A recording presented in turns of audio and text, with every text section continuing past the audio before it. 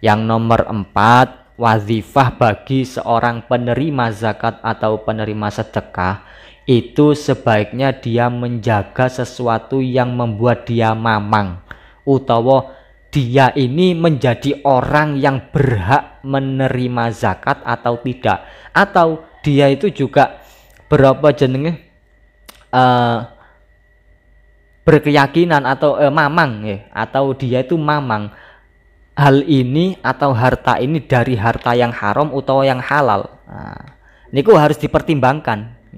Kalau sampean memiliki keyakinan bahwasanya harta ini halal, ya maka sampean ambil tidak apa-apa. Terus mana sampean juga sampean harus mempertimbangkan diri sampean ini termasuk orang yang berhak menerima zakat atau menerima sedekah atau tidak. Kan ngoten nggih. Jadi kalau memang sampean tidak berhak, ya maka sampean sebaiknya menolak untuk diberi. Karena penolakan nggih, ya karena penolakan ini itu kan berarti ngeten.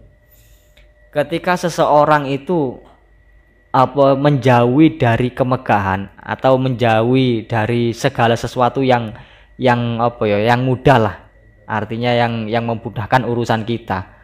Niku ngeten loh.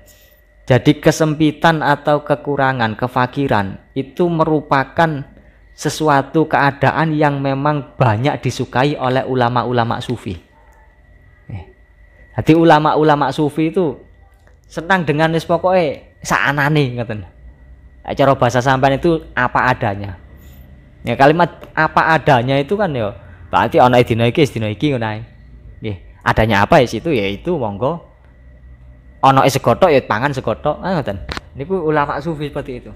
Dan ulama sufi sangat mencintai itu.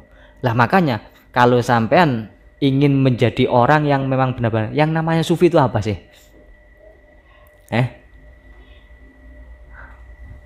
Gampangannya ngeten loh, gampangannya. Orang-orang sufi itu orang-orang yang benar-benar mereka itu menjaga dirinya atau menyucikan dirinya dari sesuatu yang haram. Jangankan haram, syubhat itu lebih dijauhi. Lah sampean artinya mereka memiliki sifat warok nih, sifat warok. Warok itu menjaga dari perkara yang syubhat ataupun yang haram. Lah sampean kalau ingin menjadi orang yang memang benar-benar bersih, maka selayaknya sampean itu juga mempertimbangkan ini dari harta yang haram apa yang halal. Terus kemudian sampean ini termasuk orang yang berhak menerima atau tidak. Kalau sampean tidak berhak untuk menerima, maka sampean sebaiknya untuk menjauh. Jangan menerima, nih. Jangan diterima. Kalau memang sampean berhak, sampean yakin bahwasanya sampean ini termasuk orang yang berhak, ya wis sampean terima, tidak masalah. Lah, urusan menerima zakatnya seperti yang saya katakan tadi itu memang tidak ada batasannya, nggih. Memang tidak ada batasannya. Cuman yang baik, nggih, yang baik itu ala kadaris kirane sampean cukuplah gawe mangan ngoten. Nggih. Lah kalau zaman biyen kalau Kanjeng Nabi itu mencontohkan seperti ini. Kanjeng Nabi itu memberikan simpanan atau menyiapkan makanan untuk keluarganya dalam waktu 1 tahun. Ya walaupun itu tidak seterusnya, tapi ini ya yang dicontohkan Kanjeng Nabi ketika dulu. Tadi Kanjeng Nabi itu pernah satu ketika menyimpan makanan yang sekiranya cukup untuk 1 tahun bagi keluarganya. Dan lah makanya para ulama itu berbeda pendapat tentang seberapa batasan mengambil atau menerima harta zakat itu tadi. Ada yang tidak terbatas, ada yang batasannya hanya untuk makanan sore atau makanan pagi tok.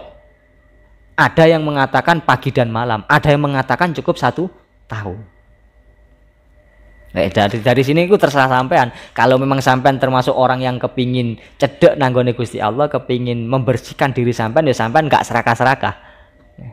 Bahkan dulu nggih, ketika Sayyidina Umar itu pernah menyedekahkan nanggone nanggone orang fakir miskin. Niku yang disedekahkan tidak tanggung-tanggung. Unta saanake. Unta saanake. Niku Sayyidina Umar. Lah makanya Sayyidina Umar niku tahu kan, idza a'taitum faghnu. Jadi ketika kamu memberikan sesuatu kepada orang lain, maka kayakan dia, ngoten. Jadi memang diperkaya. Nggih, diperkaya. Loh, bahkan ada cerita lagi. Ada cerita lagi niku sahabat Abu Tolha. Sahabat Abu Tolha itu termasuk sahabat yang kaya raya. Beliau itu memiliki perkebunan kurma. Satu ketika sahabat Abu Tolha ini merawat satu perkebunan kurmanya, terus mari ngono dadak lali karo sembayang atau terlewatlah waktu sholatnya terlewat. Ayo bagaimana pemikirannya? Gara-gara kebun iki, gara-gara usaha saya ini, saya sampai lali nanggone Gusti Allah. Yang diperbuat oleh sahabat Abu Tolha apa? Wes nek ngono tak kekno wae, tak kekno wong.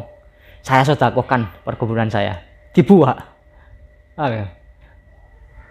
Karena apa? Dia menyedekahkan perkebunan kurma itu gara-gara perkebunan kurma ini memalingkan dia nanggone Gusti Allah. Memalingkan dia dari Gusti Allah. Akhirnya disedekahkan. Lah ketika mau disedekahkan, sahabat Abu Tolha matur nanggone Kanjeng Nabi. Kanjeng Nabi, yang paling baik ini perkebunan buat siapa? Dawuhe Kanjeng Nabi temriki, ij'alhu fi qorobatika fahuwa khairun laka. Perkebunan ini berikan ke keluargamu, ke kerabatmu. Karena kerabatmu itu yang terbaik. Akhirnya sahabat Abu Tolha memberikan nanggone Sayyidina Hasan karo Sayyidina Abu Qatadah. Sama gak tahu kurung Sayyidina Abu Qatadah. Masih sahabat sampean juga mengatakan Sayyidina niku nggih tidak masalah. Jadi Sayyidina itu bukan hanya untuk Kanjeng Nabi, bukan untuk Sayyidina Umar tok. Oh, jangan bukan hanya untuk Sayyidina Abu Bakar. Abu Qatadah termasuk Sayyidina. Ngoten lho. Para sahabat ya. Niki cerita-cerita niki lho, cerita-cerita ini para sahabat-sahabat Kanjeng Nabi itu bagaimana mereka bagaimana mereka itu sama sekali tidak mengemankan mengemankan itu. Apa ya? Ya apa? Tidak mementingkan ya. Tidak mementingkan harta dunianya. Ya mau sampai contohnya karo sahabat Abu Tolha itu seperti itu. Loh, ada kalangan dari tabiin nih. Ada kalangan dari ulama-ulama dulu niku termasuk gini. Dulu itu ada seorang ulama, seorang wali nih Gusti Allah. Dia itu berdagang.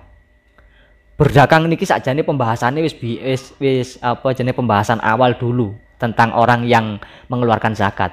Nah, tapi ini cerita ini ada hubungannya di sini. Dulu itu ada seorang wali penggawean niku dodol sayur. Apa nek cara Jawa merancang? Ya. Apa cara Jawa? Apa? Ya bakulan masih dagang ya bakulan nek bakulan sayur ngono-ngono iku lho, brambang, ketumbar ya. Sepong-sepong ngono iku. Dagang seperti itu dan dia selalu menasarufkan atau menyedekahkan hartanya kepada orang-orang sufi. Artinya orang-orang yang memang benar-benar menjaga dirinya supaya gak ado teko Gusti Allah.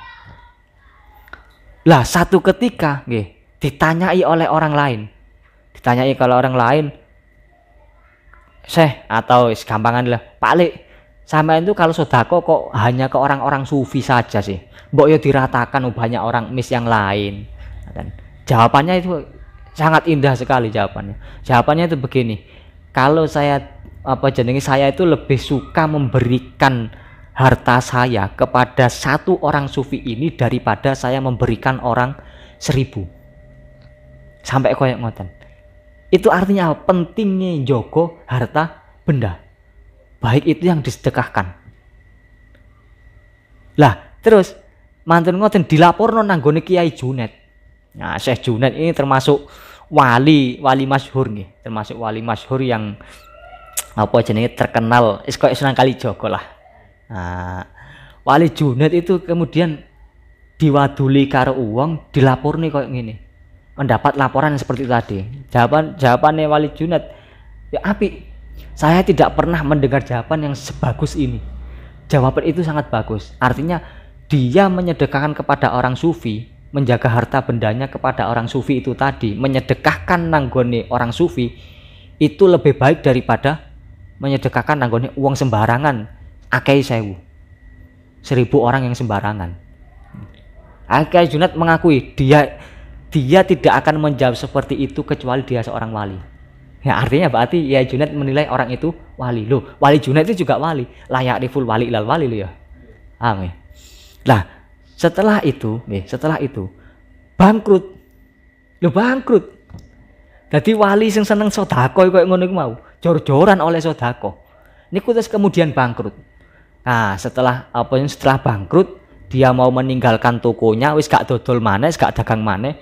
Wali Junad krungu dilapori maneh. Loh, sapa?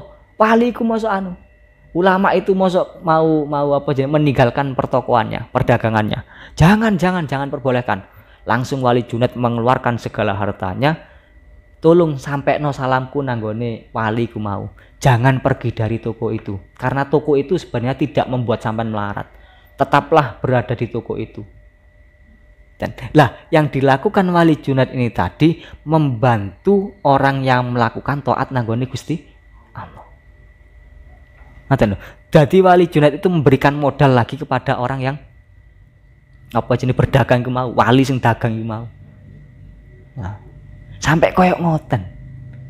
Lah hubungannya dengan ini apa? Nah, ini hubungan dengan yang nomor 4 nggih. Yang nomor 4 itu kan begini sih, Rek.